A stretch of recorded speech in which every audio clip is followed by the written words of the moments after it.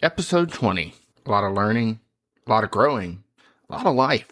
Let's talk about that.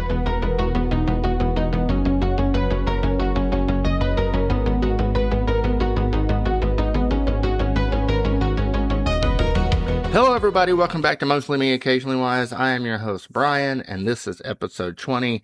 And I thought I'd have a little fun today. I thought we'd just take a look back at some of my favorite episodes that I have done in the past, and also talk about how I've grown, what I've learned, and how much life has just evolved since the first episode. And then, of course, we will also, talk about the future of the podcast, what I plan on doing, and things like that. But first, before we get into this episode, let's get into Dad Life Debrief. So if you're new to the podcast, Dad Life Debrief is an opportunity for you as the listener to join me outside of recording this podcast and experience life as a husband, father, family man, chaos coordinator, everything in between. And this week was all about the 4th of July. Now, we did get a little wet. We had some rain come in. Not just a little. We had a lot come in. There for a while, it was raining pretty hard, and we were right in the middle of it because we were having to drive to my mom and stepdad's place for their annual barbecue.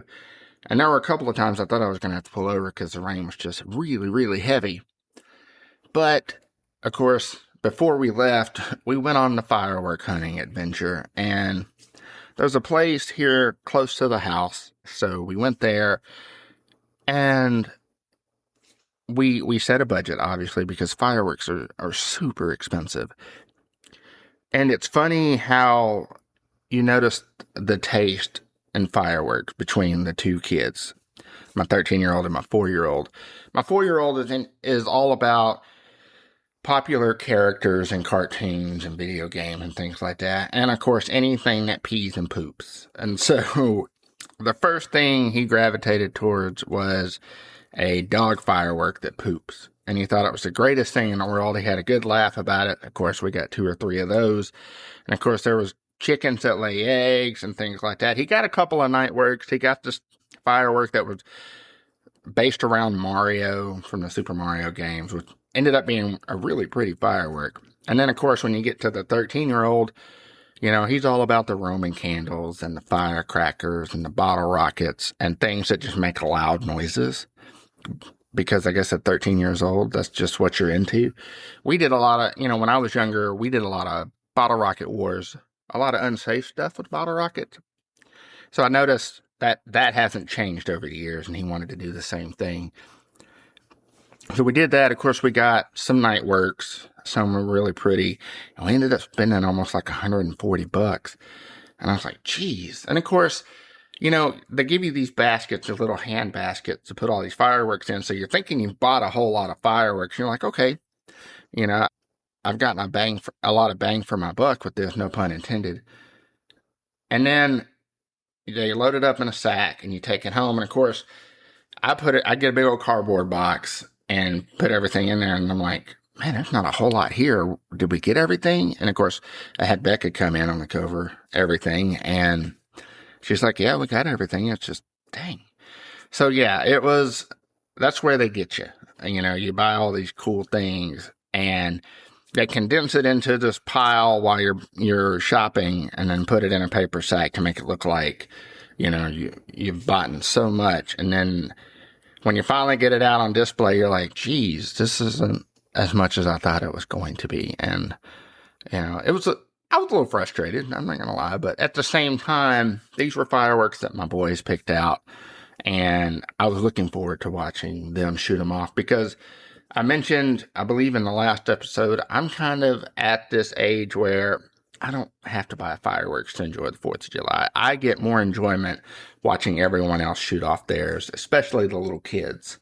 And of course, me being a dad, I got to experience all of that. And like I said, we were worried that the rain there for a few hours was going to rain everything out, but it didn't. And watching the boys getting to shoot their fireworks was awesome. We got some really good pictures. I will say there were a couple of fun moments. My 4-year-old was finally old enough to where we could light this punk and he could go and light his own fireworks, with his big brother around or with me or Becca around. And the funny thing is he would light it But he would take off running all the way back to Becca and I, and by the time he turned around to look up, the firework had already done its thing. And you can kind of sense there was some frustration there. And I appreciated him, I appreciated him being safe, but at the same time, I wanted him to enjoy, the firework he just lit. So we walked back down there and we put all our fireworks on a piece of plywood because the ground was wet for one. And that way it's easy to clean up and it's all in one little pile. And so we walked down there and I kind of, hey, you don't have to run all the way back. I understand why you're running back because you don't want to get burned or there be an accident or something happen. But I said, here, and I dug a little line in the ground. I said, run to this line, turn around and look up. I said, you're safe. Now, if there's something safe potentially going to happen or someone's shooting off a firework that's really big, then, mommy and daddy will come and get you and you can come hang out with us. So once he established that he could run to that line, he enjoyed the rest of his night. My 13-year-old, like I mentioned, he was really into firework, the firecrackers, the bottle rockets, the Roman candles, the things that just went boom, just made loud noises. They were being unsafe with bottle rockets at times. He and his cousin, and we had to kind of like, hey, this isn't safe. It's potential for you to lose fingers, things like that. And so once we corrected that issue, they went on and having fun. I did have to talk to him about the artillery shells because I noticed when he was shooting them, they were kind of like getting hung in the tube, but still going up and doing their thing in the sky, but it wasn't as high up as I thought it should be. And so after the first couple of times I went and talked to him, I was like, hey, what's going on? I noticed your artillery shells are getting hung. I don't want one to accidentally tip over and shoot at us. And we have people getting hurt or, we all get scared. And he informed me he had just lost sight of the tube that he was using and can't remember what it looks like. So he was using the biggest tube and the longest tube. So it was having to work extra hard when the artillery shell was lit up and it just wasn't launching itself up high enough. So I said, hey, you got to get a smaller tube, but at the same time, find something that fits the shell. And, he went up there and looked at all the other tubes that were up there from other family members' fireworks that had been set off. And he figured it out, of course. I had no doubt in him. He's a super smart kid. So 4th of July went off without a hitch. We had a lot of fun. We were all tired by the time fireworks were done. And we got home. It was a little after midnight, and we wanted to go to church the next day, but we were just, when 7 a.m. rolled around, we were just like, no, we're good, We go almost every Sunday, and I looked at my wife, I was like, I honestly can't remember the last time we didn't go, because even when we're on vacation, we try to make a point to make Sundays, especially Sunday mornings, we try to make those all about God and appreciating what He's done for us. But we needed a day off, and it was nice. Let the wife sleep in. I hung out with, the 4-year-old, and we went to the store and got some things. And of course, he bought a couple of monster trucks because I spoil him. I spoil all the kids, but it was a lot of fun. 4th of July was really, really great. So I have to tell you something that happened last night with the 4-year-old. So the 4-year-old is fully potty trained for the most part, but when he poops, we kind of have to make sure he wipes appropriately because he doesn't always get it all. And he had flushed, and he was in our room putting his shorts on because sometimes he'll run into our bathroom, next to our bedroom for some reason. I don't know why that is. Then I don't question it as long as he makes it to a toilet. And I asked him, I was like, hey, I need to check you just to make sure you wiped appropriately. Of course, we walked back into the bathroom. He pulled his pants down and just bent over. It was like, hey, And I noticed he hadn't, cleaned up. And I went to get some toilet paper, and I noticed toilet paper was gone. And he had an empty toilet paper roll in his hand. I'm like, wait a second, that wasn't empty when I was in the restroom the last time. And I looked at him and said, TJ, son, did you use all this toilet paper? And he just looked at me with the toilet paper roll in his hand. He just stared at me. because you could tell he was trying to conjure up an excuse, but he knew he had gotten caught. And I looked at the toilet and I noticed the toilet clogged up. And I'm like, TJ, we don't need to use all the toilet paper. That's wasteful for one. Toilet paper is not necessarily expensive, but it's not cheap either, especially if you want the good ones, the good toilet paper, which we do. We go to Sam's and we buy the economy size, and they last a while. But when I told him, hey, we don't need to use all that toilet paper, he kind of looked at me again, and his face went from thinking to like just a serious tone. And he looked at me and said, I'm sorry, Daddy, but the toilet was hungry.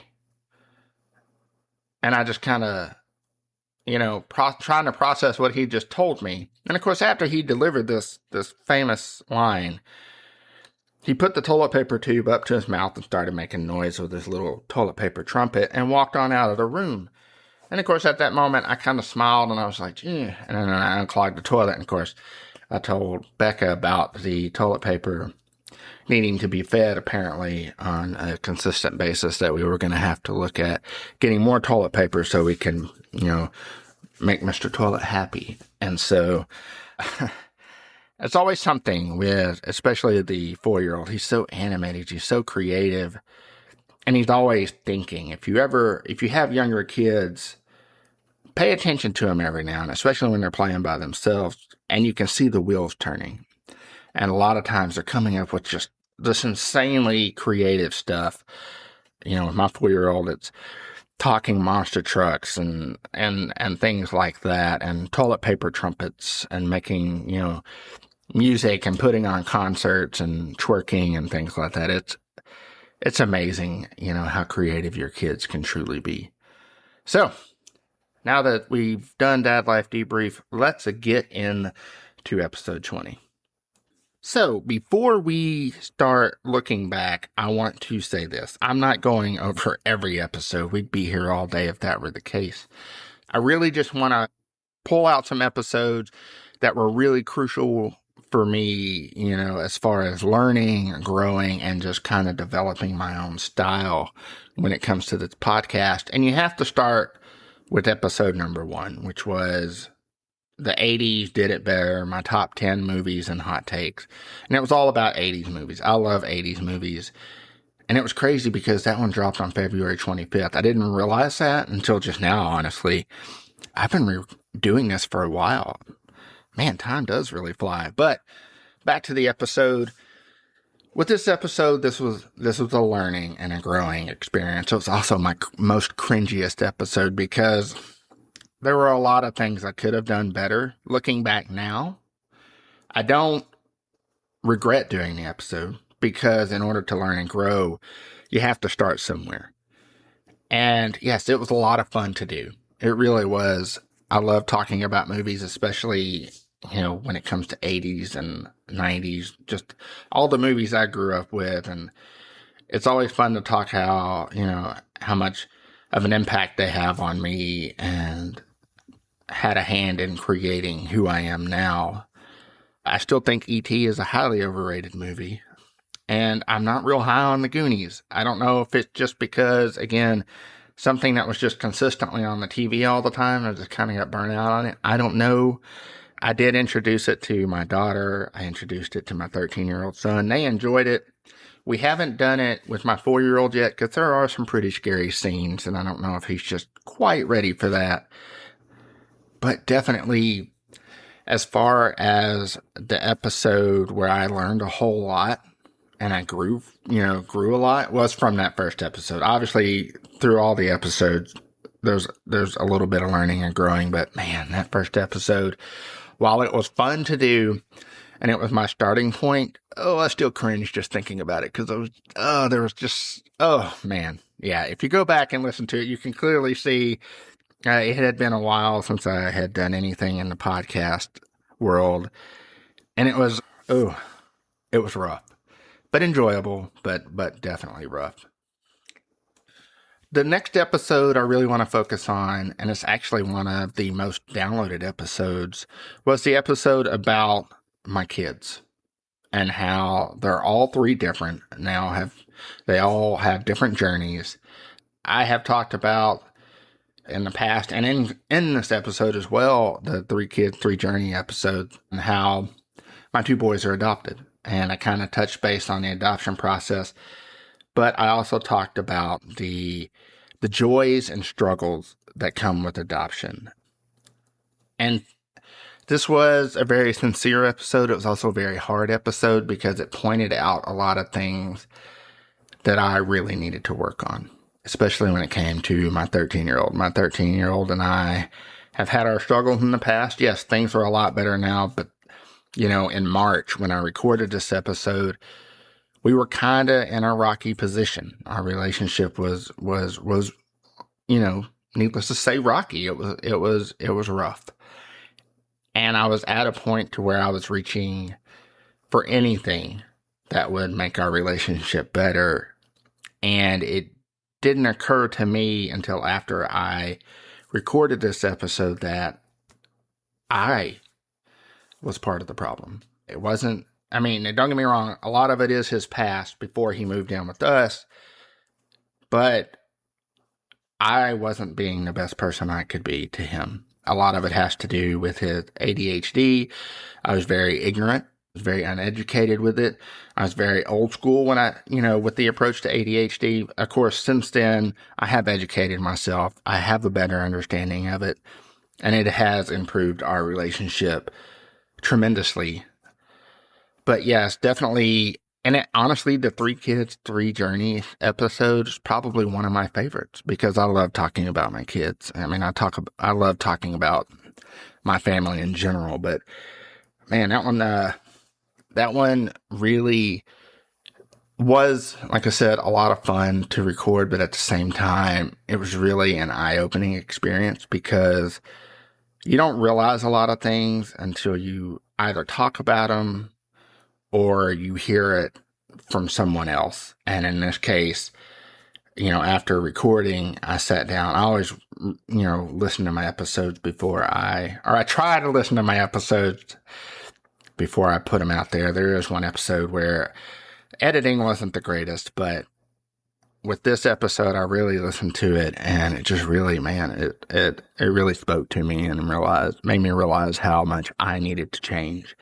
And now, since then, in the Dad Life debriefs, I have talked about how my 13-year-old and our relationship has just, it has grown so much since I have made a lot of changes. And it's just, this episode really, it hit hard. And at the same time, it's very educational for me. And I hope it was very educational for those who listened. The next episode, there's so many to choose from. I really enjoyed the things I swore I'd never say as a dad. Because with that one, you guys got introduced to, having to get on to my 4-year-old for twerking in church. He was twerking for Jesus, and he still twerks randomly. That hasn't changed. He still twerks in church. And it's just kind of become, a part of everyday life with my 4-year-old. Of course, with my 13-year-old, he still says some things that I'm just like, bro, like, did you think before you spoke? That was a lot of fun. And of course, that one hit as well because you don't realize you're using a lot of the phrases that your parents used with you until you start saying them.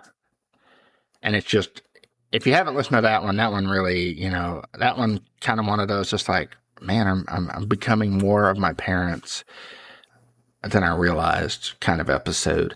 And then, of course, we've done the Unwritten Rules of Marriage, which was really fun. We talked about the greatest parenting movies of all time. We talked about the Dad's Guide to Surviving Summer. Those were all great episodes. But I really want to touch base on the interview episode where I had Danielle Frank in. That was a lot of fun because I have been toying with the idea of bringing a guest on, but I didn't know necessarily how to go about it or who to ask, because when it comes to bringing guests onto this podcast, I really want to bring in people that can, that can relate to what this podcast is about. We talk about parenting, we talk about movies, we talk about all these other things. But of course, let's be honest, the focal point is parenting and all the joys and all the things that go with that. But when I brought Danielle Frank in, actually, she reached out to me, which was awesome because, I had another episode lined up and I got the email. And at first I was like, okay, it's just some sort of, scam or spam or anything like that.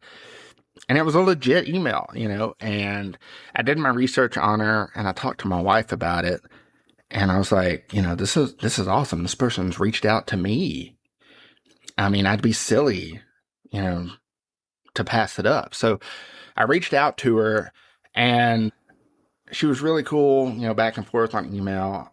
And we had a little bit of a meeting before I brought her onto the podcast just to kind of give her, a spiel on what the podcast was all about and some of the questions I may ask. And it was really cool. She was really comfortable to talk to. I was a little nervous there because you don't really know who you're going to be talking to or how they're going to, act and things like that. But she was just so cool. And then, of course, I brought her back in and we did the episode.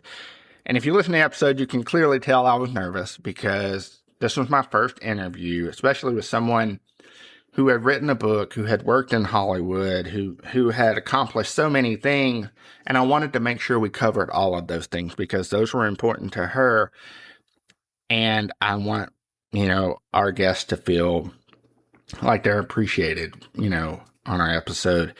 And of course, talking about her time at Miramax, talking about her time in the wine industry, and of course, talking about the book.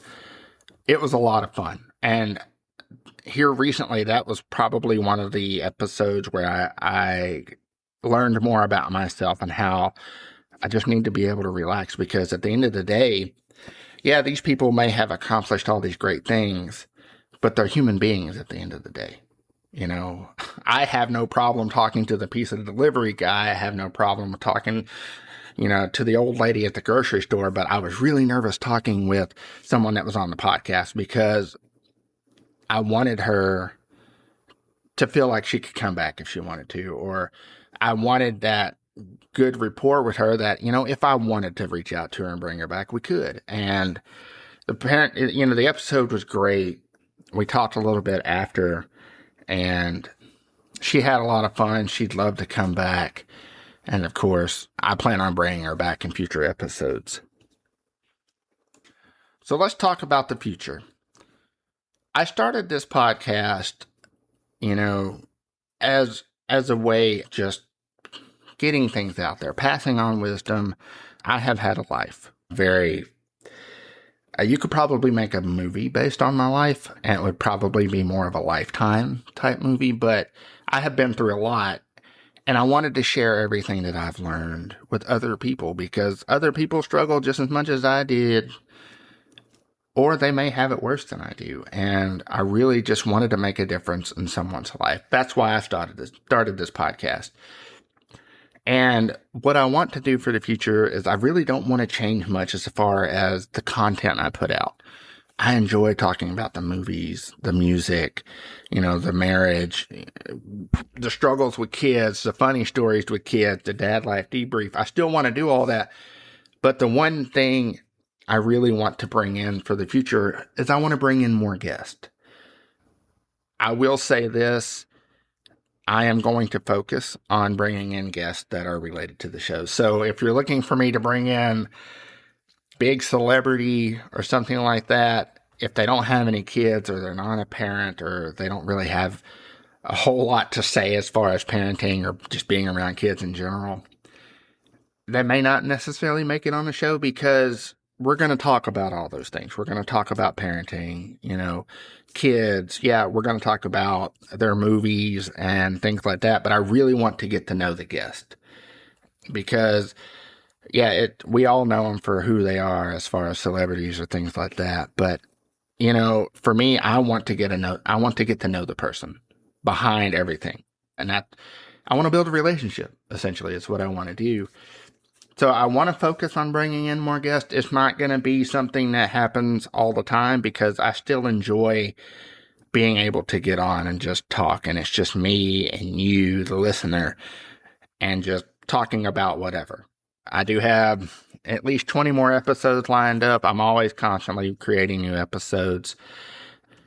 And of course, what goes into the process as far as a podcast episode for me is, I usually pick 3 episodes, and then I'll talk with my wife about it, and I'll kind of do some research, and I narrow it down to 1. And so that's how each episode is just created for me. It's not a super difficult process, but as far as the future goes, I just want to bring on more guests, and I don't really want to change anything else because it's working for me, and it seems to be working for you guys because, I'm getting a consistent amount of listeners, and that means I'm doing something right. I don't look to gain any popularity from this. Yeah, that would be great, but at the end of the day, for me, it's about making a difference in someone's life, even if it's just one person. So, yeah, with that said, it's been fun to looking back, talking about a few of the episodes that really taught me a lot, that, challenged me, that pushed me to get where we are today. I'm still learning. I'm still growing. I'm still going to make some mistakes, even when it comes to editing. I have gotten better about it, but it's been a lot of fun. So with that said, what's your favorite episode? Is there an episode that stands out to you? Is there a favorite moment with one of these episodes? Was it something I said, or was it a story I told that you just really resonated with, whether it was, it challenged you, or you just had a good laugh, or, it just made you really put things in perspective? Reach out to me at mostlymecontact@gmail.com, or come on over to the Facebook page, the Mostly Me Occasionally Wise Facebook page. We are constantly talking about things. I'm always posting questions and things like that because I want to get you guys involved, because I want to get to know you more. And, this podcast is a lot of fun, and I really enjoy it. And it's not stressful. I know with a lot of people that do podcasts, they complain about how stressful it is, but I've done a really good job about not making it stressful, just making it fun, because I feel once you lose sight of the fun and the enjoyment, that's when it becomes stressful, and then burnout happens. And I've done really well at managing that. So with that said, I can't wait to talk to you guys next week. And as always, stay mostly you, occasionally wise.